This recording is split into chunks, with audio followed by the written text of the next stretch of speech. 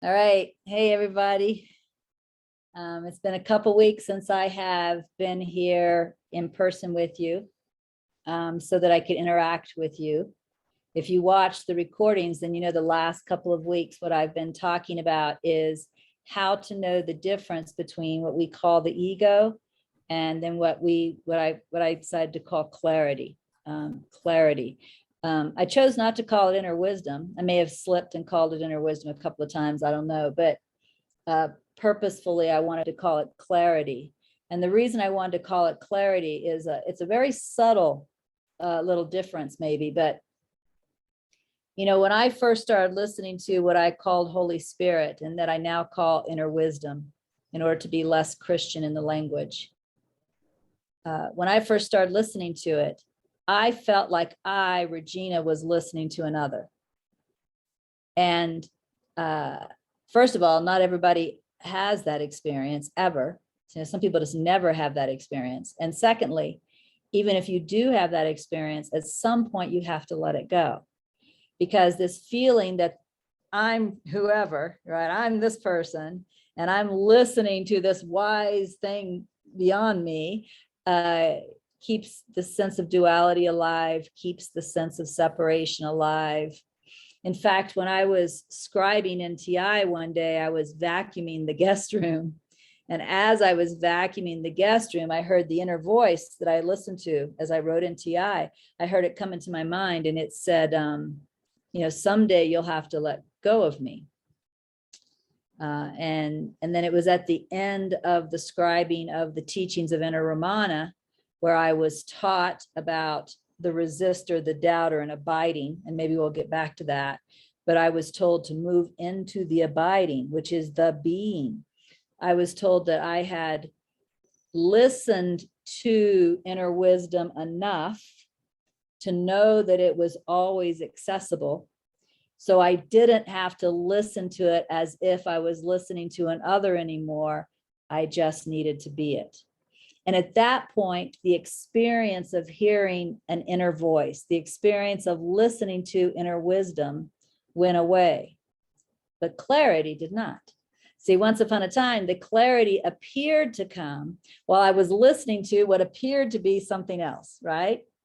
But even when that appearance of a divine something else went away, the clarity remained as a part of what I am, right? It is a part of me as what I am.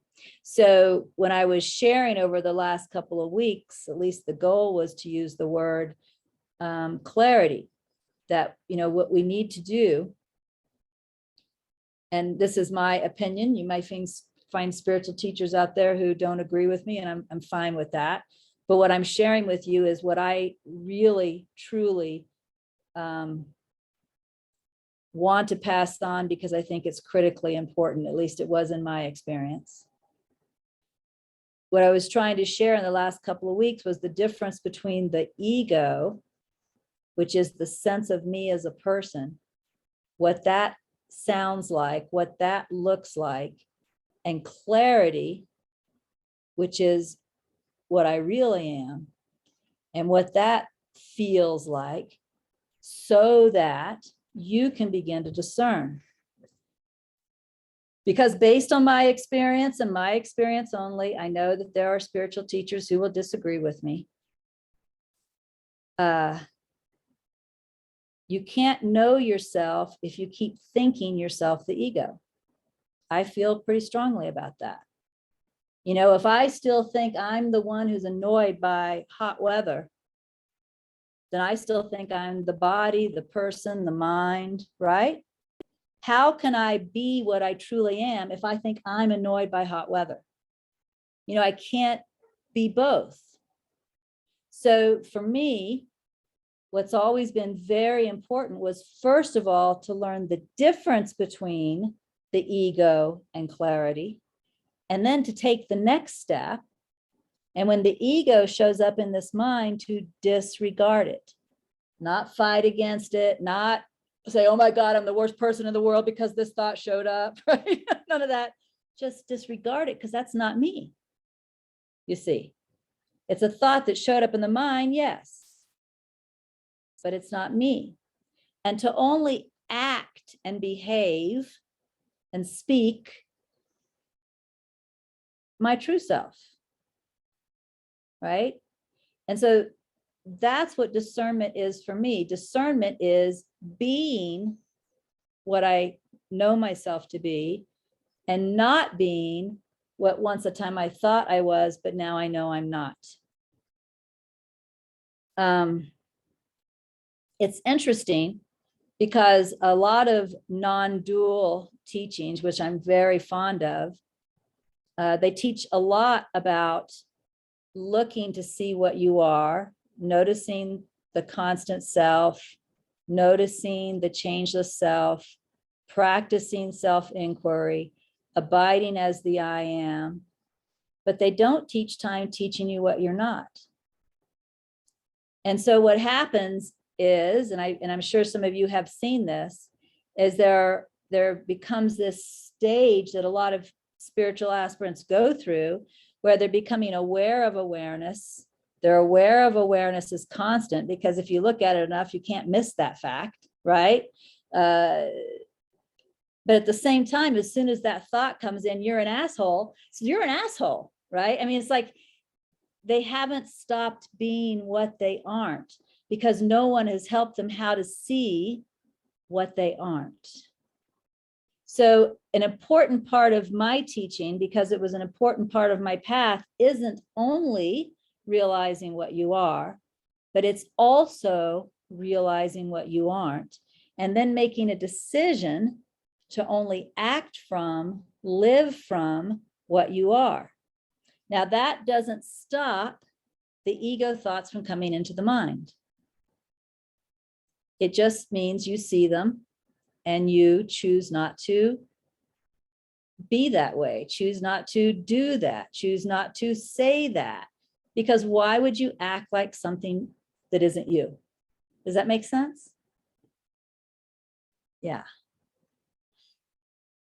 So what I want to do first, since in the last 2 weeks I wasn't here, I want to start by allowing you all to ask questions, because if you choose to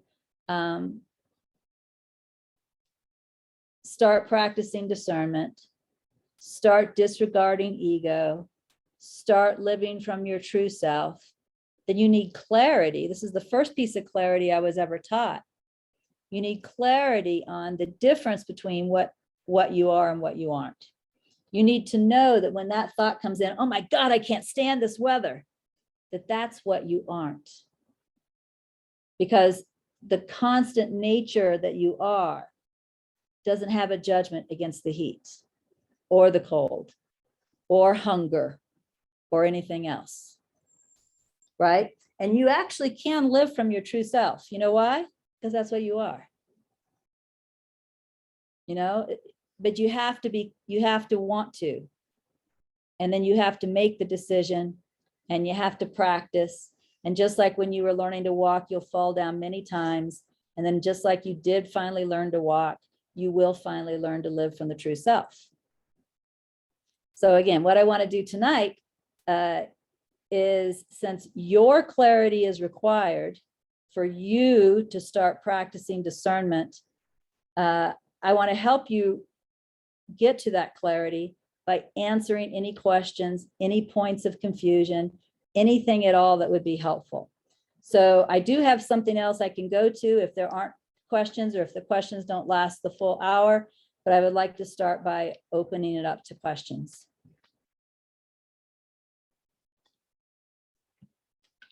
All right, we have a question.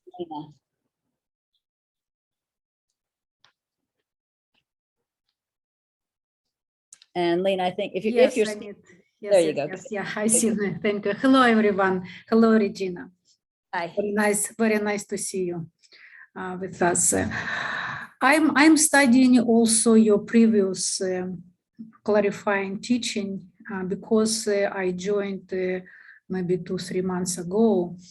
And this is my questions will be toward the topic. You said in, I think, number 9, you said that ego is a small blip of error thought within reality. And my question is, how did error happen? Is it happen because of we are we made that error, or it's like a virus and we were just swept by that error? How did it happen? Yeah, well, of course, I don't know if I can answer the question fully. I don't know that anyone can. Okay, so I'll just say that right off the bat. But the clarity that I have received, as you know, you've already been through the teachings of the 4 principles of God, right? So the clarity that I received was, the first principle of God is reality. The first principle of God is pure potential. Think about that for just a moment. The first principle of God is pure potential. Well, out of pure potential, it is natural for something to come into being, right? So out of this pure potential, what came into being was a sense of presence. One thing that people often call it is the I am presence, but it's the sense of not a human at this point, but it's the sense of I as a being, where that I as a being is not in the first principle of God, but that's the second principle of God. I often call that subject awareness. Well, once this subject awareness came into being, it was then natural for I to want to be aware of other, right? I and other. And so this is when the creative principle came into being. And through the creative principle, the world, and, as the Tao calls it, the 10,000 things, just all the differences. And now the I is aware of what appears to be not I, but the truth is the same I is looking at me from over there, right? But the I has now an experience of what appears to be not I, and then a belief in that as what I am. That's the ego. And it's not just an experience now. It started off as just an experience, but then it becomes a belief.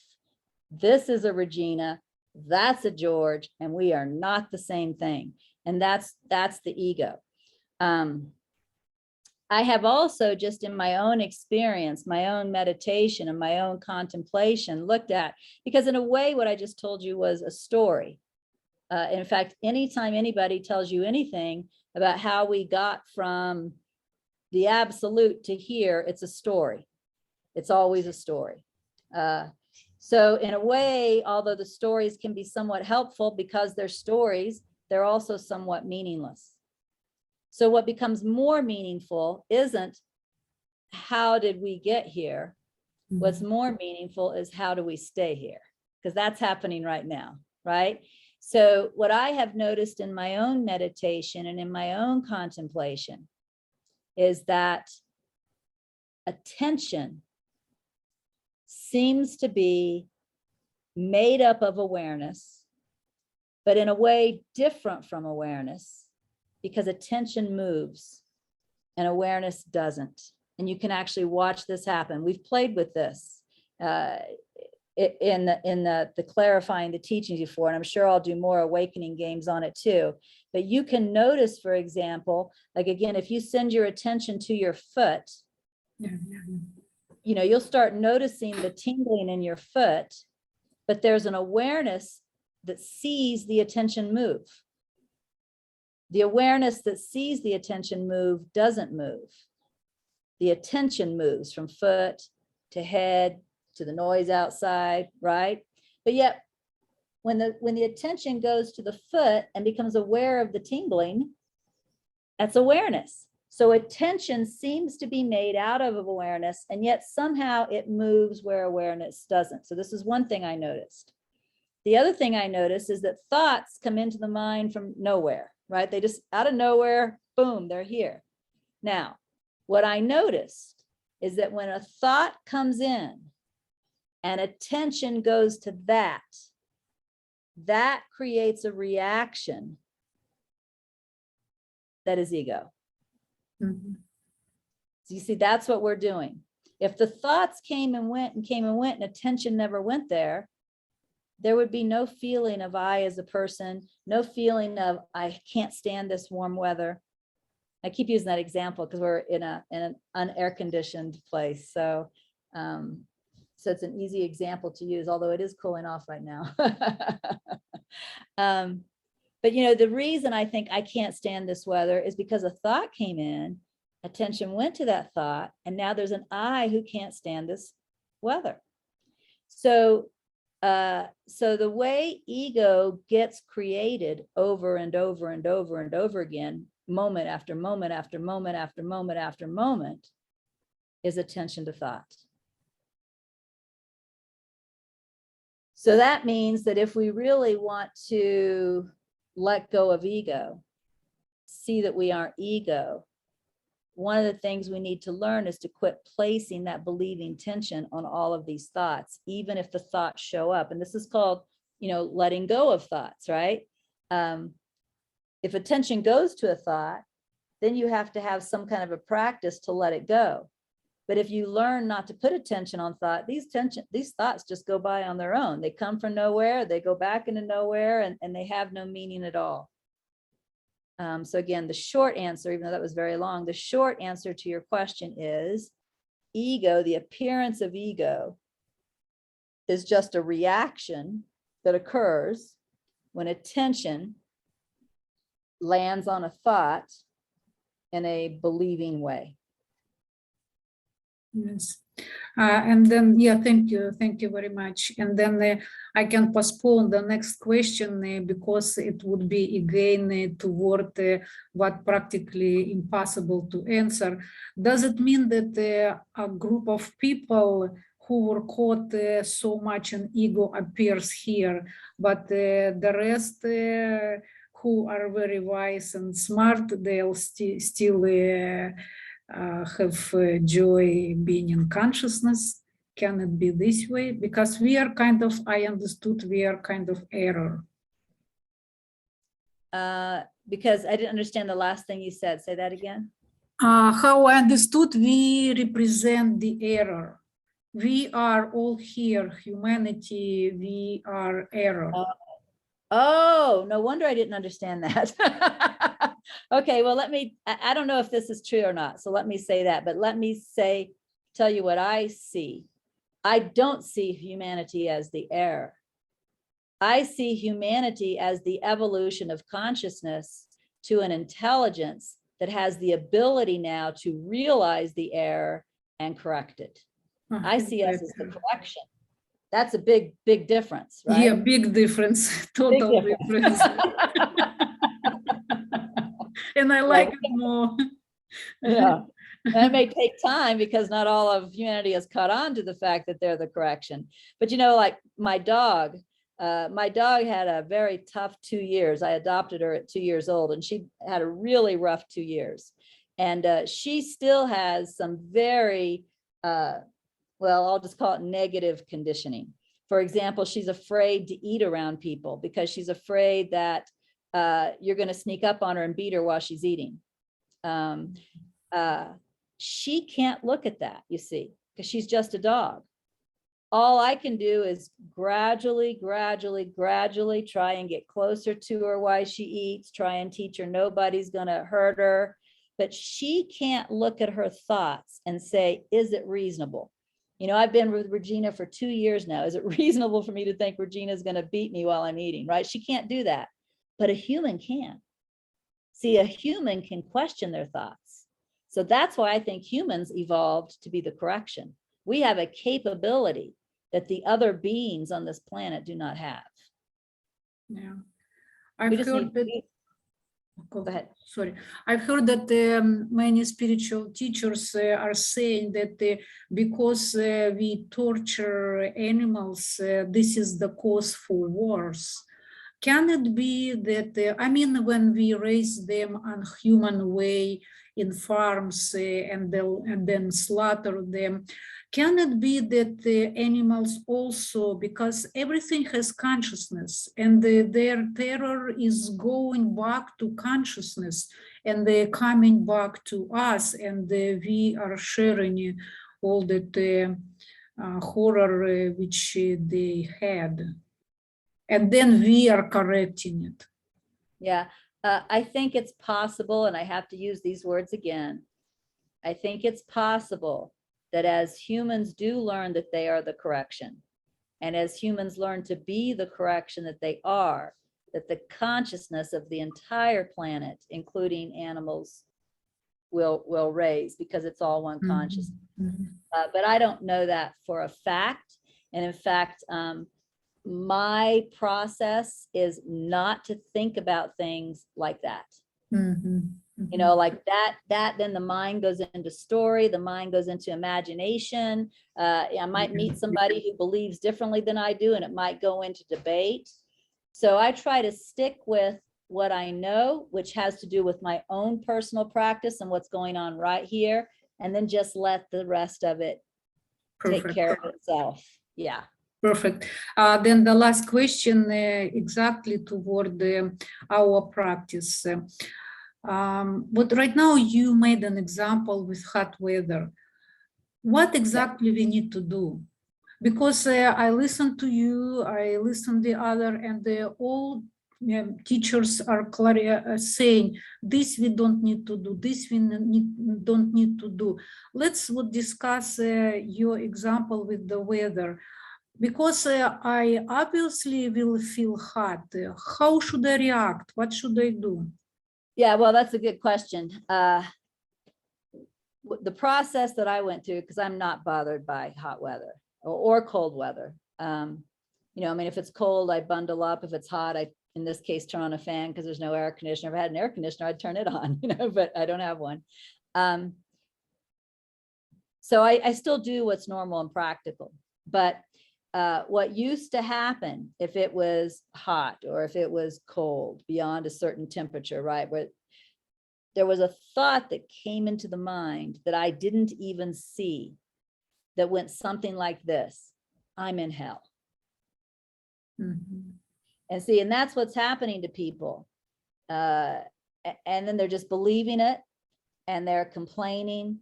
So what I learned to do was I learned to care more about learning what was in my mind and questioning that. And so when these thoughts would come in, I can't stand this, or I'm in hell. Is that true? You know, let's pause. Let's look at the body. Yeah, the body is warm. Yeah, there's some sweat here. Awareness is constant.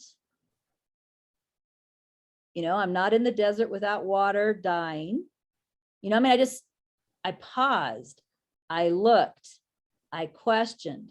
And eventually these thoughts that I was just automatically believing, which were leading to the reaction, I guess they stopped showing up. You know, I stopped believing them, and then they stopped showing up. Because, you know, if I'm hot, I might put on a hat. Sometimes that makes it better. Turn on a fan. Again, I still do these things, but that grumpiness does not exist anymore. Because the thought wasn't, in other words, it wasn't the heat on the body that was causing the problem. It was still believing the thought. I can't stand this. I hate this. I'm in hell. That's what was causing the problem, not the temperature. It never was the temperature. It was believing the interpretation that showed up in the mind about the temperature. Perfect, perfect. You clarified it. I thought about it, but you did it very clear. And if, for example, we need to discipline the children, it doesn't mean that we need to be angry, that we need to be upset, that we need to less love them. We still need continue to do that with love. Yeah, but they still need to be taught. And guess what? If I'm their parent, it's my job to teach them. Yes. Yes. And it can be done without all that other stuff. Was that your question or somebody else's question? I don't remember. Should I go to that now? Did you send that to me? No. No? Okay, well, somebody sent me a question about raising children, so why don't we pop over to it and then I'll come back. Okay. Thank you, Regina. Sure, thank you. So let me read the question that I got about children. So I'll just read the whole thing to you. I wondered if, as part of clarifying the teachings, if you might riff on parenting a little. So we're going to riff. I'd be so grateful. I'm on day 28 of Gentle Healing Year 2, and I'm giggling to myself as I notice that Holy Spirit doesn't include the caveat unless the doubts and fear are related to your 15-year-old daughter at any point in the whole book of NTI Matthew. In other words, NTI or is not saying, be patient, be calm, listen to me, except for your 15-year-old daughter, then you need to take control. That's what she's saying, which I think is funny and true. She says, so I'm learning that fear and judgment of her behavior interfere with my ability to hear guidance. That is very true. So I've been leaving behavior unaddressed until I've rest, accepted, and trusted my way to peace. That is exactly what I did.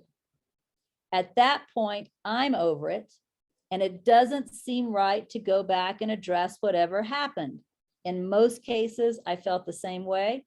Sometimes I felt guidance to go back and talk to her about it. But in most cases, I felt the exact same way. It's been pretty simple to rest, accept, and trust, but I don't have confidence in my ability to hear more proactive guidance, like speak up and say X, Y, Z to her in this moment. I think it's related to fear that speaking to her in a corrective way triggers a defensive reaction in her that doesn't seem helpful. Here's what I found in my experience with my daughter. If there was any ego at all in my speaking, she reacted in a defensive way. And in fact, that became my clue that I still had ego in my speaking. If there was no ego in my speaking, she heard me. Sometimes she would go, and turn around and go in a room and slam the door, but I got the, right? I got the, which meant she heard me. So I actually did learn that if my daughter got very defensive, it is because there was enough ego here that she perceived it as an attack, right? She was attacked, and so she was defensive. So I'll read this paragraph again, but it's been pretty simple to rest, accept, and trust, but I don't have confidence in my ability to hear more proactive guidance, like speak up and say X, Y, Z to her in this moment. I think it's related to fear that speaking to her in a corrective way triggers a defensive reaction in her that doesn't seem helpful. I'm sure that's related to all the ACIM and NTI teachings on attack. See how clear this person is? Even when I'm trying hard to teach and not attack, she perceives my guidance as attack. One thing that we do as parents, and it's very difficult not to do this, is we think we know what's best for our child. So sometimes when we're, quote, correcting them, we aren't just teaching them and then leaving it to them to make their own decision. We are actually still trying to control them. And that is an attack on a human. And it feels like an attack. Now, it's different with a 2-year-old. Don't get me wrong. 2-year-olds and 15-year-olds aren't the same thing. But a 15-year-old is near adult. It's about time. It will be time in 3 years, as a matter of fact,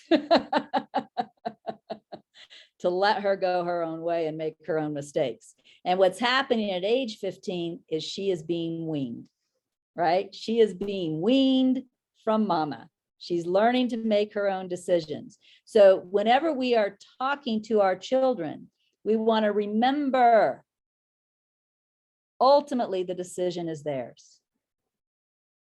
It's their life. If you can keep that in mind, then there won't be control. There will just be advice, just if you make this decision, then this is what you could experience. You know, these are the consequences. You know, you could possibly go this way instead, and here's what that might look like, but the decision is theirs. Very hard for parents to do, but a 15-year-old is 3 years away from an adult. Very difficult, I know. But we have to remember they aren't actually ours, especially when they're adults. So watch within yourself if you are remembering that this is her path and ultimately she's going to make the decision for better or worse. Or if you are trying to control. And if you are trying to control, she is going to feel attacked because she is nearly an adult now. Just like if somebody tried to control you, you'd feel attacked, right? No difference. No difference. Except she still needs a little more guidance than you do, maybe. Let's hope that you don't need guidance anymore. Let's hope you're fully listening to yourself now. So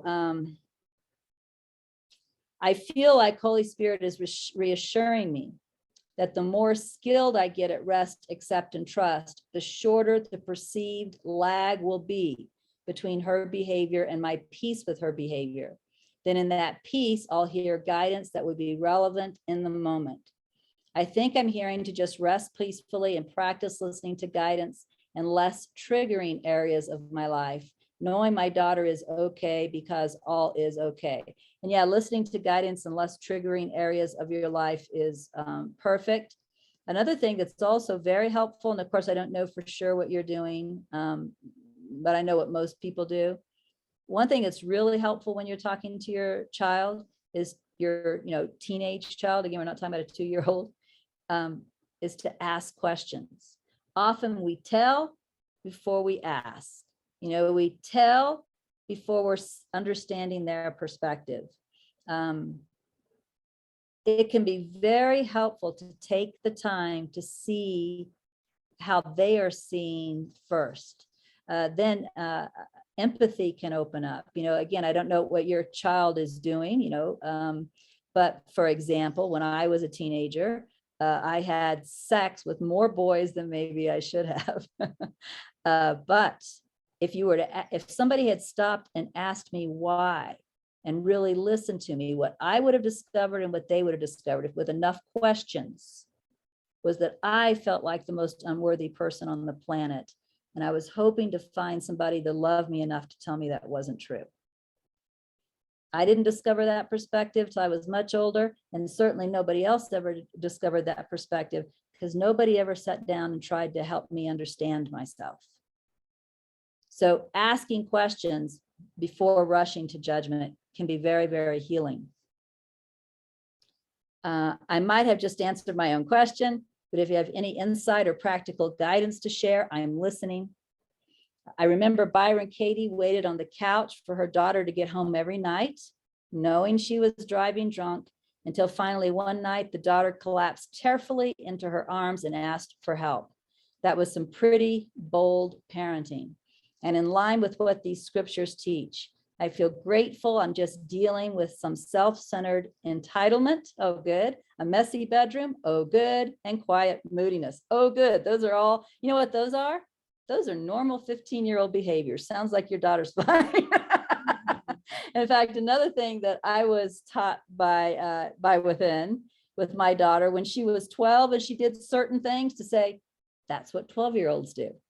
When she was 13 and she did certain things to say, that's what 13-year-olds do, right? Some of this is just normal, right? So it does sound like that you aren't dealing with some of the really hard problems that come. Be grateful for that, because there are people who have, really hard problems that are much more difficult to deal with. Watch for trying to control your child, because that will feel like an attack. Ask questions, learn what you can let go of. Maybe her room can be her way, right? She's 3 years away from an adult. Pretty soon she's gonna have a dorm room or an apartment or something. Let her figure out how she wants to live there. Anyway, that's my thoughts on that. So, all right. So moving on then, is it Amit? Amit, tell me how to say your name and then ask you a question. Thank you very Amen. much. I know who you are. I just have never said your name. We've written, right? Yes. We Thank you did so much, speak, Regina. actually. We did speak. We So did, maybe I we should know did. how to say your name. No, your teachings are wonderful. I really treasure them. Thank you so much for them. Wait, I didn't hear Uh, your name. Say your name again. Amit, Amit. Okay, go for it. I guess my question is extending upon what you were talking earlier about the first principle of God.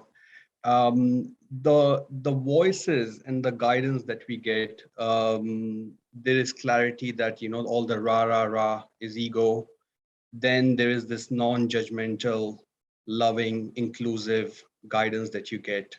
I'm imagining that that's the second principle, the I am consciousness. But a lot of non-dualistic Advaita teachings talks about just silence, pure awareness. There are no questions, no answers, no guidance coming from there. And those teachings sort of skip the I am guidance based conversation that goes on, or the messages that you receive from the Holy Spirit, or I am. So I've done both the practices where I've tried to go from this rah to just pure silence. Yeah. But I've also had this phase in my life for many years where I was guided by this spirit. But then when I started to listen more on non-dualistic teachings, I ignored that voice because I thought that was also coming from mind. Yeah, well, and it is. Right. So one thing that I was taught early on, which I think does not show up in a lot of non-dual teachings, I was taught that all of mind is illusory, all right? Yeah. But part of mind is pointing toward the world and getting you more involved in the world and ego. Part of mind is pointing out again. So it's Right. still illusory. And one reason it's illusory is because in reality, the only thing that's true is the first principle, or the absolute. So you could call it the right-minded part of the dream. In fact, in NTI Revelation chapter 1, it's very clear that symbols, it calls them symbols, will be sent to help you. And that you're to listen to them and to follow their guidance as long as it's useful, remembering that they are symbols. Like one of the things I listened to that was helpful to me was Inner Ramana, which appeared to be a voice from a disembodied master named Ramana Maharshi. Would you believe I don't believe any of that? And yet I listened to everything it told me. You see, part of the dream, but a part of the dream that's pointing out. And Right. I've shared this story before. I don't know if you were listening to me yet, but it's actually a cartoon. There's a cartoon called Jimmy Neutron, Boy Genius. And in this cartoon, he has this friend named Carl. And Carl is afraid to go to sleep at night because every night when he goes to sleep, there's this monster chasing him. And so Jimmy Neutron, who's a genius, creates a projection machine so that while Carl is sleeping, Jimmy can go into this projection machine. He can project his image into Carl's dream. He can see Carl's dream. And then from within the dream, he can give Carl guidance, right? But Jimmy's never actually in the dream. It's a symbol of Jimmy, right? It's not real. It's the same kind of thing. It's bizarre because people think, if I'm going to listen to a voice from a master named Ramana Maharshi, I need to believe that or I can't listen. It's not true. You just need to recognize the wisdom. It's almost like a self-correcting mechanism that's been placed in the dream. Yeah, and it will show up in any way that you'll listen to it. Right. And do you suggest as a practice to stabilize in that first before going for the almighty awareness, all watching? I think that in one way or another, I don't know about stabilize, but everybody moves through that. For example, Michael Langford, whom you know, Michael Langford would never talk about an inner wisdom or a Holy Spirit or anything like that, or grace. He doesn't even like the word grace, right? But if you read his book, Man on NASA, which is the biography, his autobiography, right? He talks about how at age 10, when these things started showing up in life and other people to start believing them, something showed up in his mind that said, is that true? What was that showed? Now he still just sees that as an idea in his mind, but isn't that the same thing? What made "is that true" show up in his mind at age 10 when it didn't show up in anybody else's mind at age 10? You know, the self-correcting mechanism was already working, but it didn't work as Jesus showing up, or it didn't work as angels showing up. It just showed up as a thought in his mind. So that's all he sees it as. It's still the same thing. Right. So we don't need to label it with a name and form. It's just a truer part of consciousness. Yes. And The I love clarity. your term. I'm going to steal your term and I'm going to use it for the rest of my life. It's a self-correcting mechanism. I like that.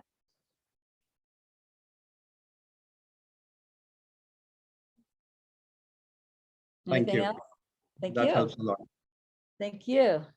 All right, Anish. Regina, can you hear me well? Yes. Regina, I really enjoyed the Oh, now I recordings. can't. Oh, wait, you're back. You're going in and out. What's going on, Anish? You got technical issues?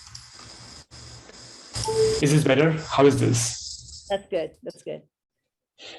I can make changes if you have any issues hearing on your end. Okay, I'm good now. So yeah, I just wanted to thank you for the recordings. They were really helpful while you were away. I'm clearly seeing what part is coming from the ego, right? The judgment or the reaction, the commentary, the belief in thoughts. So this is a two-part question. First of all, there's huge momentum still to go with it. Huge. I mean, I still go with it, knowing that this is part of, ego.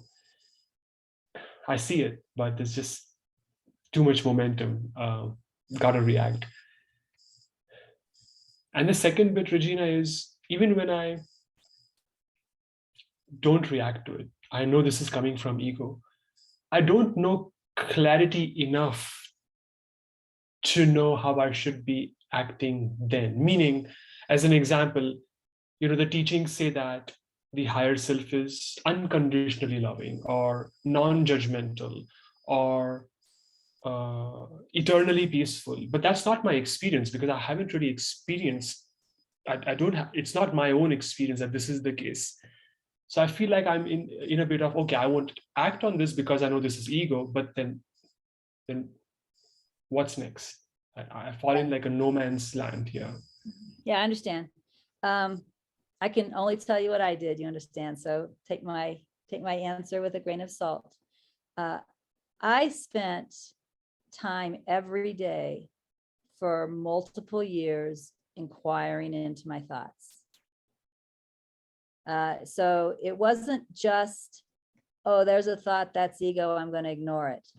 There was that strong attraction, just like you have, this strong pull to believe this thought. And I would sit down at the earliest convenience and journal into that. So for example, let me see if I can remember a real example. My past is so far away from me now that it's hard. This is why I created that playlist, because that's when I used to remember stuff, right? The early teachings. Now I don't really remember anymore. It's very difficult. But the one that's coming to my mind was there's this woman at work that I did not like. I mean, I just did not like her. Every time I saw her coming, it was like, oh, here she comes again. So what I would do is I would take that home. And first, I would write down all the reasons I don't like her. I don't like her because she's a bully. I don't like her because she wants everybody else to think the way she does, yada, yada, yada. And then I would go back and I would look at those thoughts one by one. Is it true that she's a bully? Would that be every person on the planet Earth? Would that be their perception of her? Probably not. So where does that perception come from? Here. Then why do you project bully onto her? I don't feel confident when I see her coming my way. And I just start looking into this stuff, right? And as I look into these quiet things one by one, pretty soon that thought shows up. I don't like her. And I realize that's just an interpretation. And then I'm going to change her name, but hey, Mary, what's up? What do you want to talk about? I mean, it changes.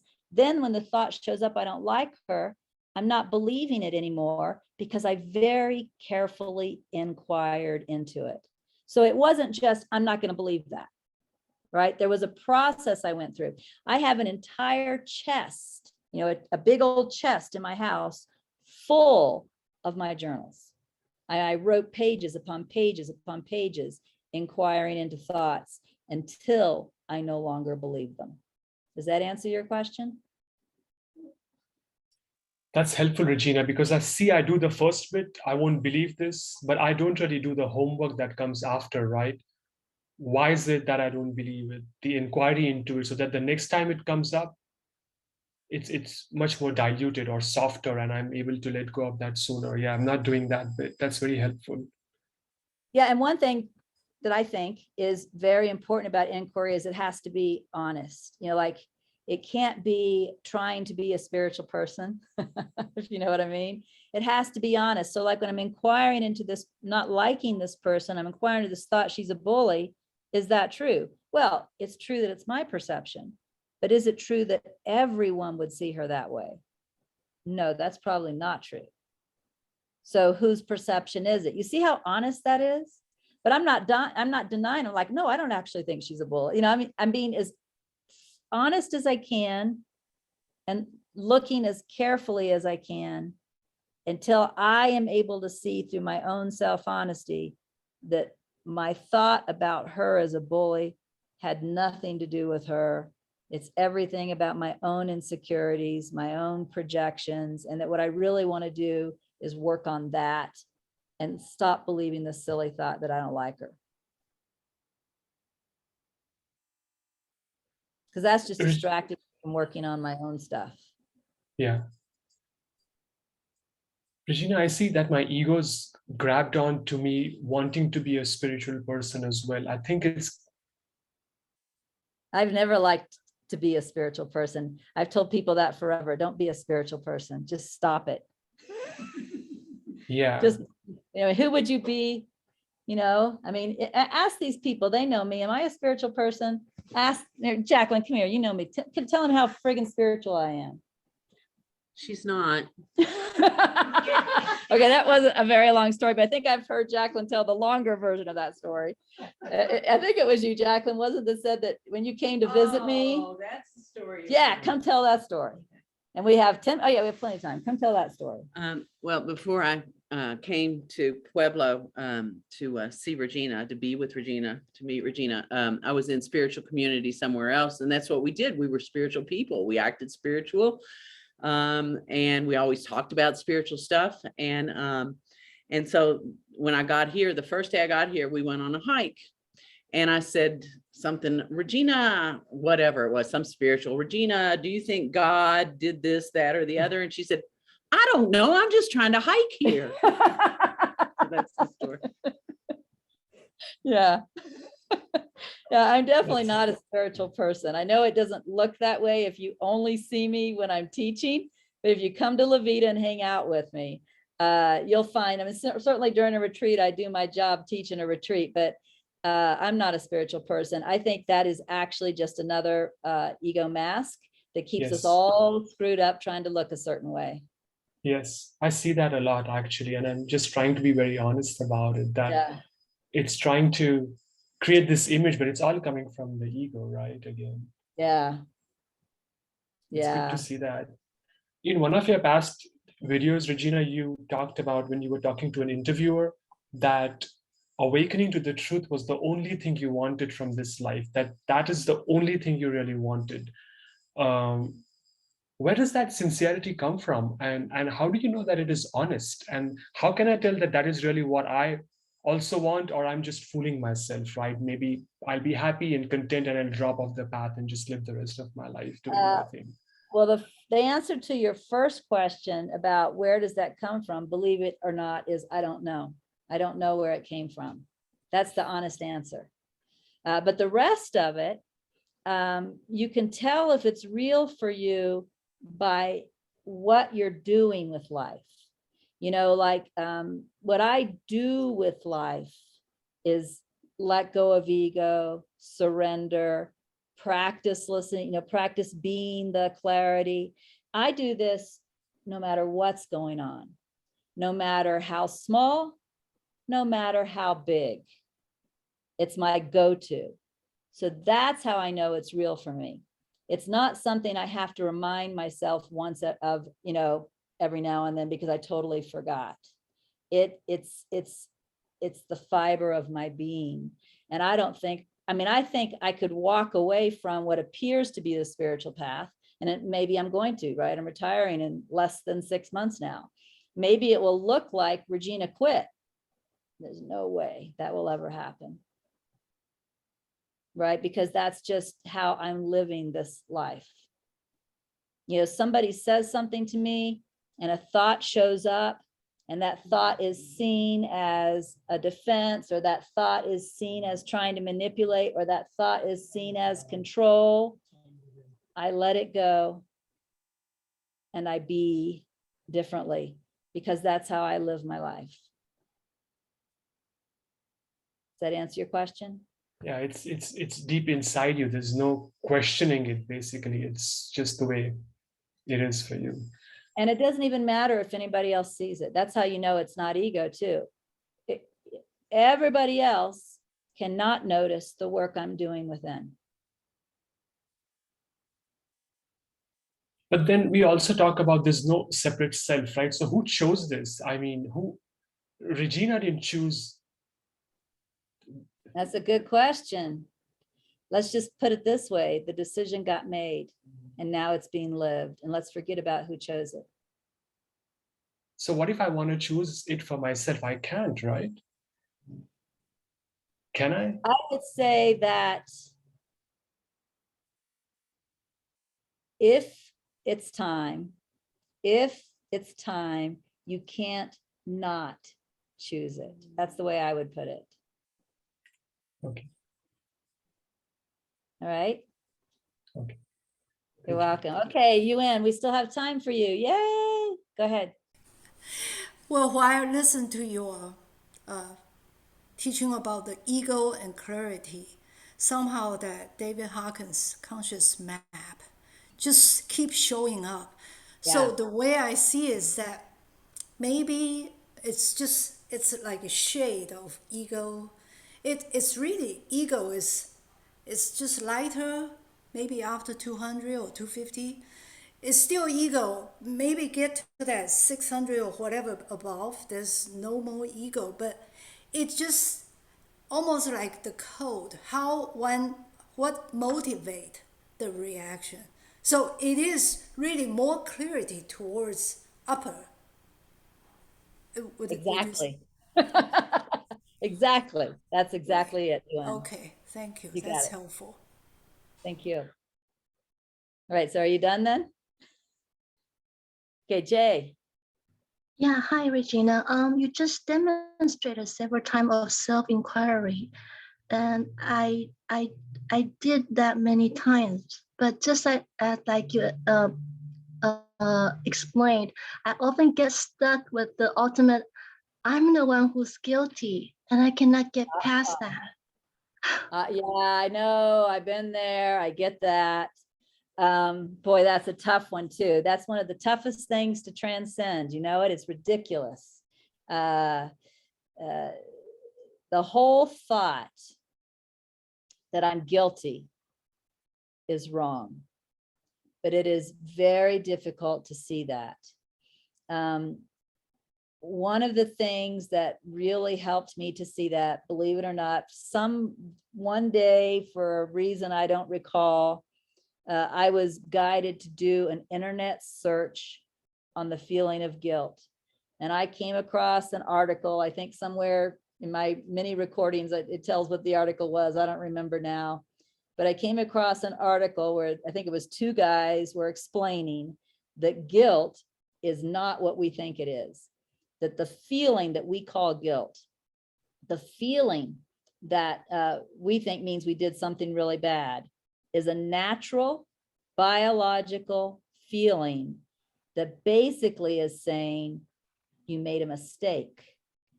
Look again. This is an opportunity to learn. And that without that feeling, cavemen, if I remember correctly from the article, cavemen never even would have learned how to be better hunters. You know, that this feeling that you got to look again, you got to learn from what you just did, is a part of how the human moves into wisdom. But somewhere along the way, we, you know, interpreted that as I'm bad, I'll always be bad. And that's not what it's there. And in fact, it also reminded me of the cartoon Jungle Book by Disney. What's that guy's name? What? Mowgli. Right? Is that it? Mowgli? Mowgli, of course, you know, was this human child raised in the jungle with the animals. And what was really interesting was he could do things they couldn't do. Like I remember he saved a baby elephant that fell into a hole because he was able to create some kind of a contraption that brought the elephant out. He was able to help the bears get honey because he learned how to cover himself in a kind of armor so he didn't get stung by bees. And as I'm watching this cartoon, I'm realizing, again, the purpose of the human is to become wiser. I mean, animals don't have that purpose. Mowgli had that purpose, right? The purpose of the human is to become wiser. The way that's sometimes worded is our job is to raise in consciousness. So if the human being was created or evolved for the purpose of becoming wiser and raising in consciousness, we also needed internal triggers that told us when to look again so we could learn a lesson. Think about it. That's all guilt is. So I say something really mean to somebody and I feel guilt. The guilt is not there to tell me I'm bad. The guilt is there to tell me I made a mistake. Look again. Inquire into this. Become wiser, because you're a human being and that's your function, is to become wiser. So as I started looking at this, I started noticing it's true that sure, I did something stupid. Sure, I listened to my ego. Sure. But the feeling was only interpreted as I'm bad. The feeling was coming to say, look again.